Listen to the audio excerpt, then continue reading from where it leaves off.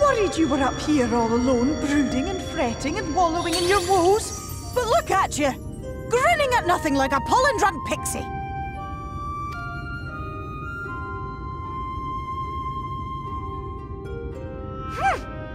Look at what you've done to your ether. It's a mess. And you have cracks running all through that pretty soul of yours.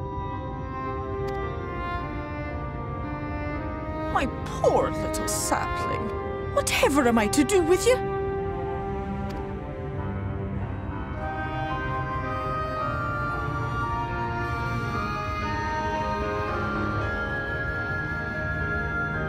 Shall I yield up my throne? You could claim it, cut ties with the mortal world, hide away in the castle.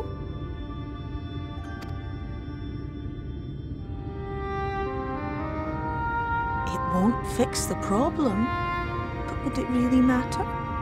If any pesky heroes come calling with steel and magic, all of Eel Meg will rise up in your defense. My crown and scepter are yours, if you want them.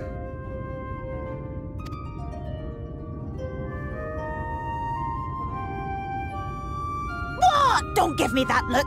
Of course I knew before I asked that you'd never ever heed such a wicked suggestion.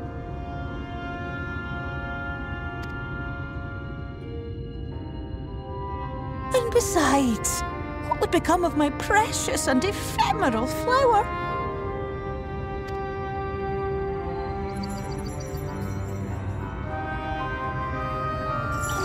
Dear beloved sapling, you are lost, confused, and have precious little time to gather your wits. Your kind is always so preoccupied with what lies ahead, and so we muddle your vision with fog and glamour. But such trickery is easy to see through. Stand very, very still. Think not of where you need to go, but where you are right now at this moment, at this time, in this place.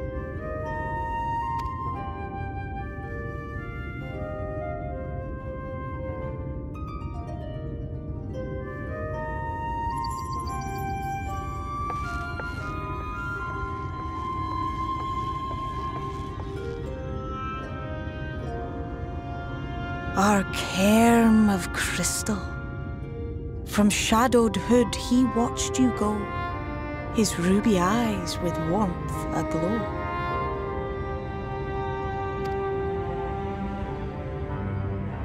See yourself as he saw you, and that shall be the clearest clue.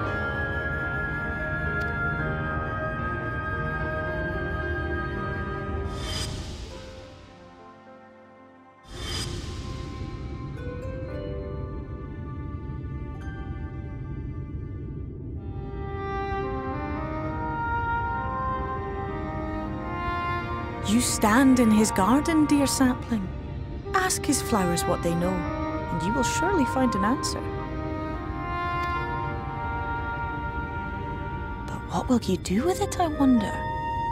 I'll be watching and waiting, waiting and watching.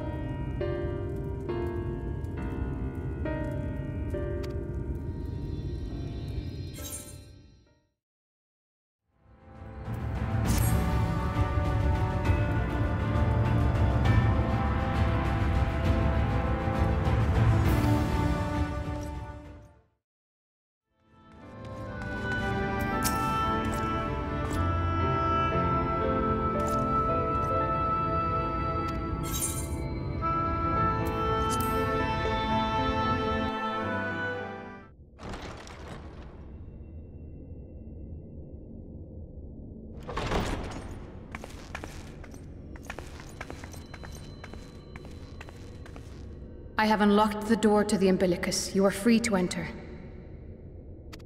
Once you have what you require, I'll see it sealed once more. Until then, I will remain without.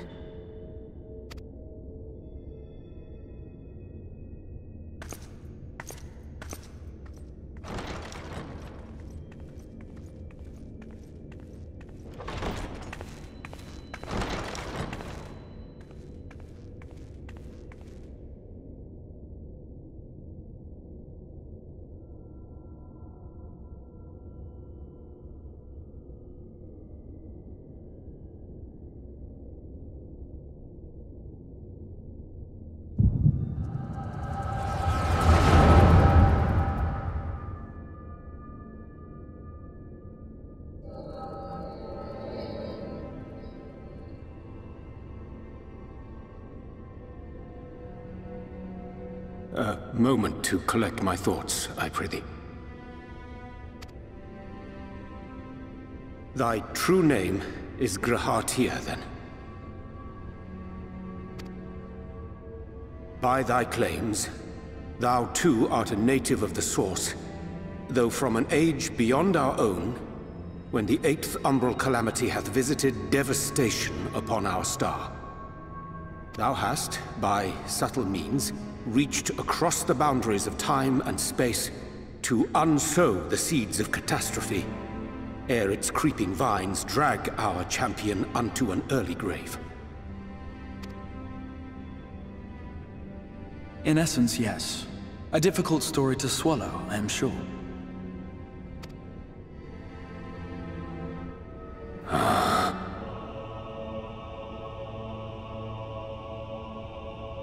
I doubt not the veracity of thy words, not the account of thy coming, nor that of the fated calamity. Yet my mind straineth still to apprehend the enormity of this tale. Wouldst thou favor me with a gradual unfolding of its chapters? Certainly. But where to begin? I should start with those great minds who survived the calamity, Cid Garland being perhaps the greatest. In hopes of staying the unending tides of war, he and his fellows pursued all manner of possible solutions. One of these was rooted in a theory which unified several fundamental principles discovered over the course of the Warrior of Light's adventures. It proposed a method by which one could enter the River of Time, traverse the rift, and leap between worlds.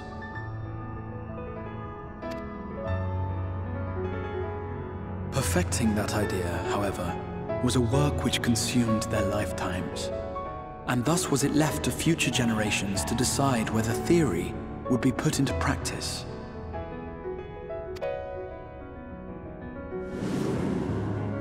But all the while, the world continued to burn.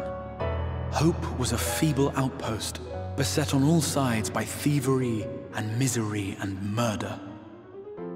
People cried out in despair, "There is no hope, we are finished. Mankind is finished."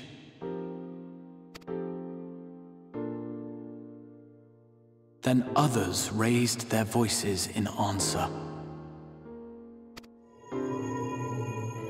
Though we be beyond salvation, those who came before may yet be saved. We will forge a crossroads and pave the way for a different future. By the wisdom of our forebears, we will prevent this calamity from ever having come to pass.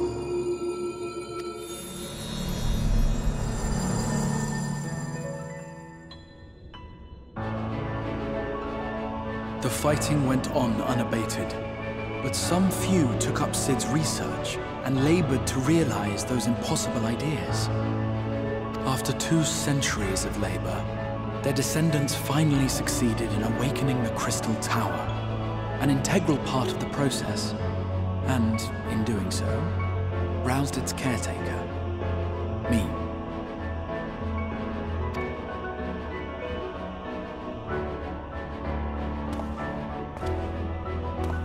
By this stage, scholars had largely established the phenomena underpinning the rejoining, and identified the first as the shard which precipitated the 8th Umbral Calamity.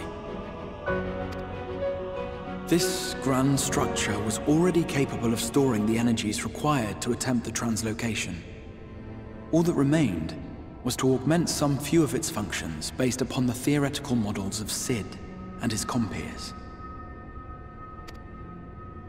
And by means of such technologies didst thou effect thine arrival in the First, to an age before this star had joined with the Source.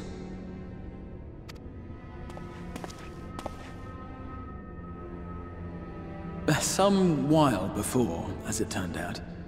'Tis all but impossible to predict how time will flow between one world and the next, and we missed our mark by almost an entire century. But this only worked in our favor. The Sin Eaters could not be defeated without the blessing of light, and summoning the only woman who might stand a chance against them would require decades of preparation.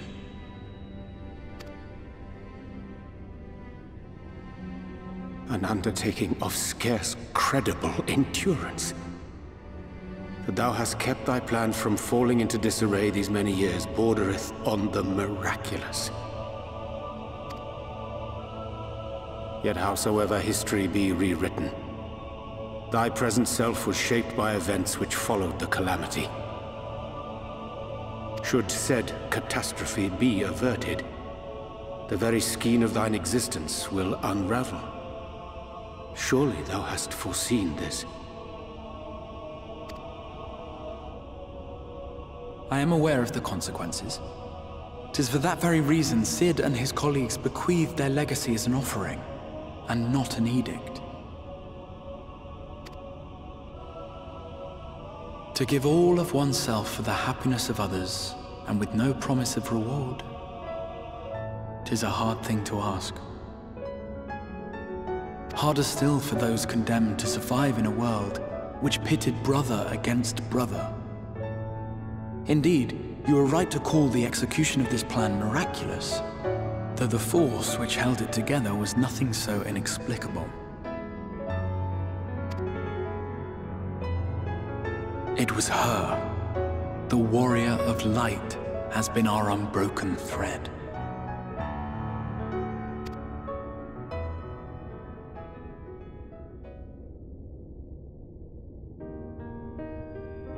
Where others would stumble and fall, she would rise above.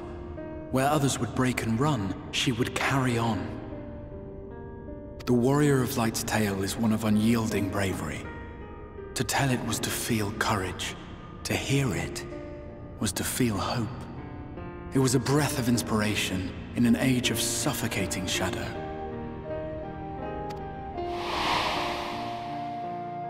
In the histories of a fallen nation was our hero hailed as its greatest ally.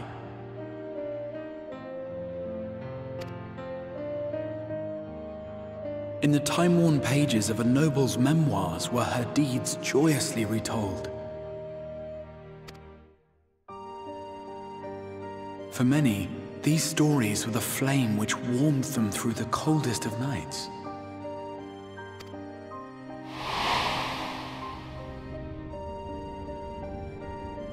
And so it should come as little surprise that the plan found no shortage of volunteers, concerning as it did the Warrior of Light herself. It was their chance to add their own verse to the hero's saga. She was the lodestar that brought them all together, to send their final message back through time and space to her.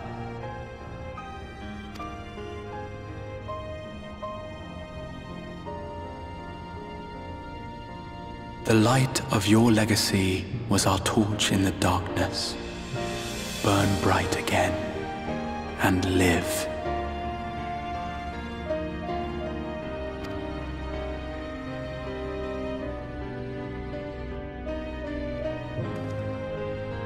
I am merely the bearer of that wish, come to ensure it is safely delivered.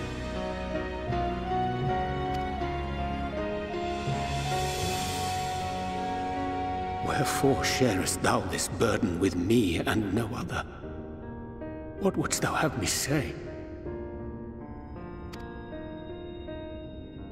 That you will be my accomplice?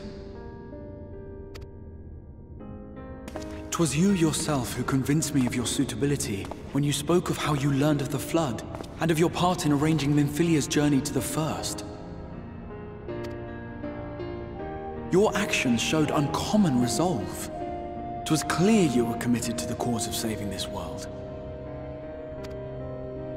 I knew I could trust you to choose the right path forward, even if that choice came with a heavy price.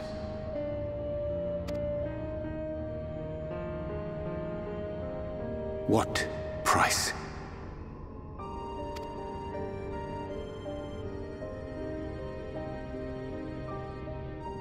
When all is said and done, and the last of the Light Wardens lies slain, I will absorb their corrupted ether, and then I will die. Knowing what I know of your companions, not to mention your champion, they will try to stop me. But in saving one, they would save none. Therefore, I implore you to aid me in concealing my identity, and ensuring this tale ends as it must. To this end, I would have you take what I have told you of the Calamity, and make of it a portent. A prophetic vision you beheld in the swirling chaos of the Rift.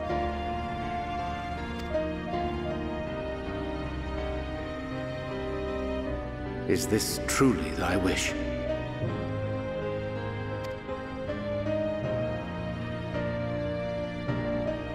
History remembered the Warrior of Light, as I knew it would. And I will suffer no other to rescue the champion whose star has charted my course.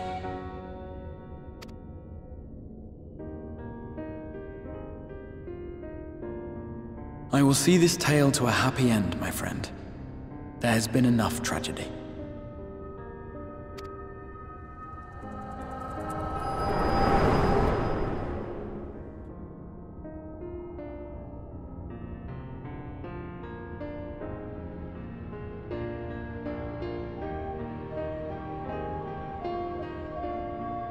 Careful now.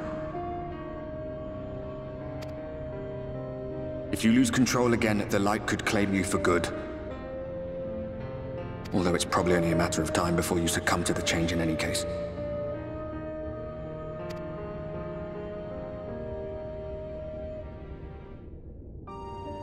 What do you mean to do?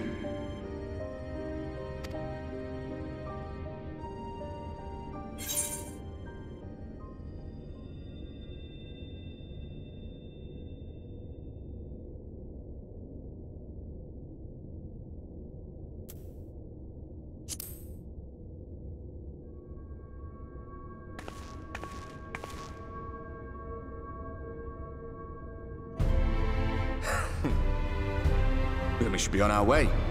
Dacian mentioned the Tempest, did he not? That's the stormy seas around Calusia to you. His lair must be down there somewhere, hidden beneath the waves.